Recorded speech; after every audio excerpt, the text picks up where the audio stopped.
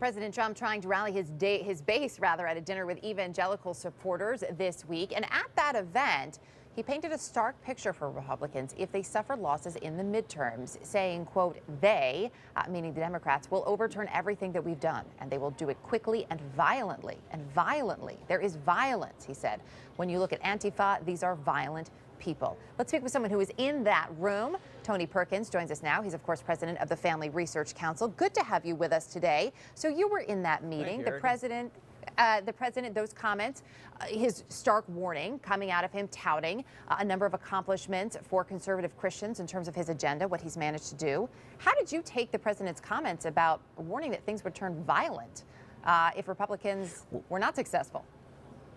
Well, thanks for the question, because I know that there's been some audio that's been out there that was kind of a little snippet of what the president had to say. And I think it is important to know what he said in the context of what he said. And he did go through a list of what's been accomplished under this administration as it pertains to religious freedom and the freedom of religious expression.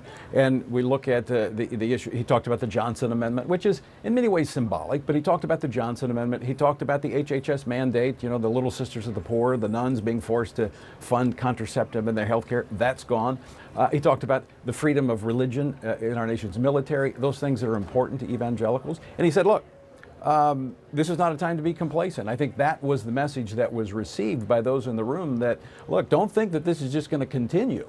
If there is a turnover in the House or the elections, which they all have consequences, we know that, this stuff could end, and it could be overturned very quickly. Don't think it's just going to trickle out, because we see the energy on the other side. And I think he did make reference to Antifa, which has in many ways become the face of the left. Now, I don't think anybody in the room suggested that there was going to be violence across the nation. Right, but I'm going to stop you for a second there. It's a reach to say that Antifa is now the face of the left. I think that would be a bit of a stretch. Well, I don't know. When you talk about violence, the violence is on the left. You see Antifa that are rioting. You don't see evangelicals out there rioting, burning cars, as we saw let's talk about the far right. The far right and what we have seen in Charlottesville and other places, there is a lot of violence there. I can tell you this, the evangelicals do not embrace them or want anything to do with them. And that is the base of the president. In terms of violence, in terms of silencing those who want to engage in the political process, we denounce that. We believe everybody in America should have a right to participate in our process. And when you begin to suppress people and their views, that's when you have violence. And I think you see that more on the left. You see the violence coming forth on the left from Antifa. You see the president is the one who said both sides. The president is the one who said both sides. So it is. There is not an equivalent there. But I do want to move on for this, because there's something else that you said that stood out. Erica, let me be very clear. We don't believe that there is any room for violence in our republic when it comes to shaping the future of our country. I think many Americans would appreciate you saying that. They appreciate hearing that from you. I do want to pick up on something you said as well, though. You talked about the president talking about the Johnson Amendment, and he did in listing that, in talking about his gains, talking about getting rid of the Johnson Amendment. This, of course, is what forbids churches, other organizations, charitable organizations, from endorsing presidential candidates. He did not get rid of that law. It is still on the books. That is there. That has not changed.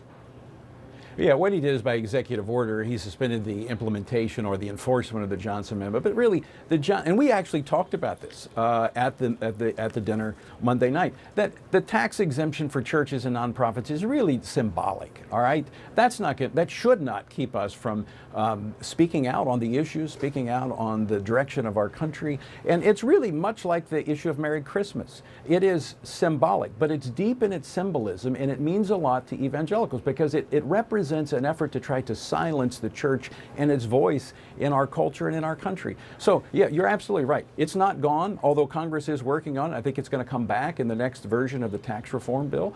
So it's still there. It's still being discussed. And I think the president is to be commended for focusing on that, because he's communicating a message to religious Americans. He is. He's communicating that message to you, but the message should be accurate, should it not? Because this is a president who has, on multiple occasions, had a challenge when it comes to facts. So in terms of his credibility moving forward, one should not say that we've gotten rid of a law that is actually still there. Would you agree?